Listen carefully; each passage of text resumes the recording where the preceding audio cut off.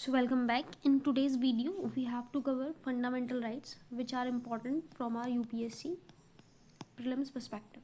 Okay. So as we all know that fundamental right हमारे constitution के part 3 में है जो कि आर्टिकल 12 से 35 तक enshrined है. Fundamental right is inspired from the US Bill of Rights and also known as Magna Carta of India. जो ये फंडामेंटल राइट्स हैं हम इसको क्या बोलते हैं, मैग्ना कार्टा ऑफ इंडिया भी बोलते हैं. These rights are called fundamental. इन राइट्स को फंडामेंटल कहा गया है because they are essential and specially protected by the constitutions unlike other ordinary legal rights. Article 32 and article 226 की हेल्प से अगर हमारा कोई भी फंडामेंटल राइट वायलेट होता है तो we can directly approach to the supreme court and to the high court. These rights apply to all without discrimination, uphold equality, individual dignity, public interest and all.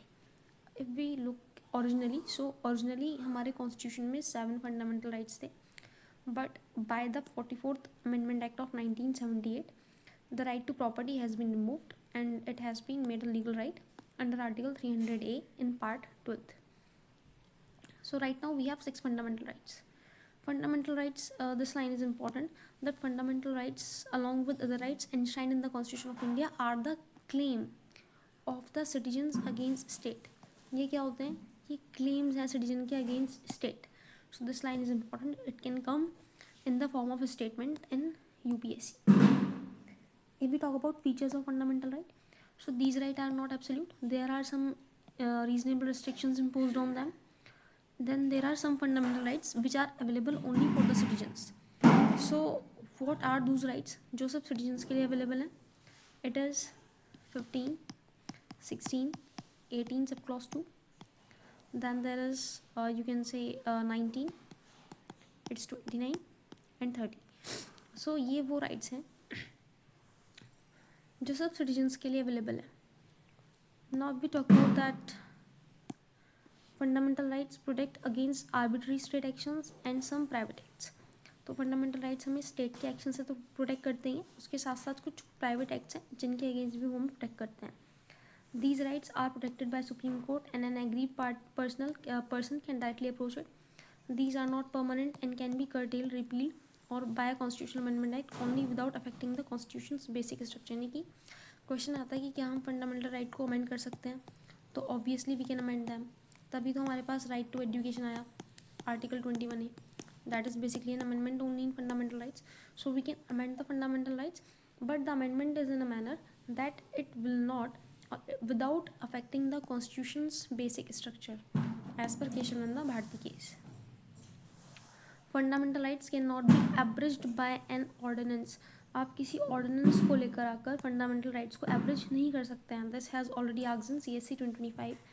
Fundamental rights except article 20 and except N21 can be suspended with during a national emergency, which means कि national emergency के time पर भी article 20 और article 21 suspend नहीं होंगे. उसके अलावा बाकी सारे राइट सस्पेंड हो सकते हैं.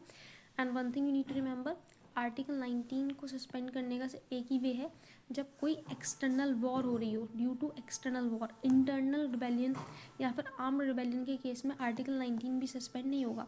सो article 19 will suspended due to war on external और external aggression. Next article 31A, 31B, 31C. We all know कि ये जो है these limit rights to protect land reforms and directive principles. जब इनको पढ़ेंगे तो वी गेट टू नो बोल दैम. Parliament can restrict rights of armed forces. जो पार्लियामेंट है, it has been mentioned in the constitution in the fundamental rights only that जो parliament है वो आर्म्ड फोर्सेस के, पुलिस के, इंटेलिजेंस पर्सनल के एज पर आर्टिकल 33 उनके कुछ राइट्स को रिस्ट्रिक्ट कर सकती है. These can be restricted under martial law imposed in extreme situations as per Article 34. Now most fundamental rights are directly enforceable. कुछ fundamental rights ऐसे होते हैं जो directly enforceable हैं, right? While some require a law by parliament for implementation. So some fundamental rights are directly enforceable. अब जैसे for example right to equality, so it is directly enforceable. But when we talk about right to education, so it was enforced with the form of an act, that is Right to Education Act. Again, rights are legal and more moral entitlements or claims of a person over fellow beings, over society and over the government. So these are our claims, these are our moral entitlements and our legal entitlements of a person, right?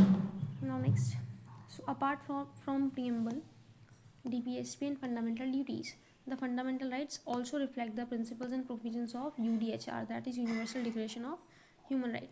तो universal declaration of human right की जो principles हैं उसको preamble, DPSP और fundamental duties तो reflect करती हैं, उसके साथ साथ फंडामेंटल राइट्स भी रिफ्लेक्ट करते हैं. So this is the basic thing, this is the basic introduction to the fundamental rights, that fundamental rights क्या होते हैं और कुछ ऐसी स्टेटमेंट्स थी from which the questions can be asked. So this is a short type of video.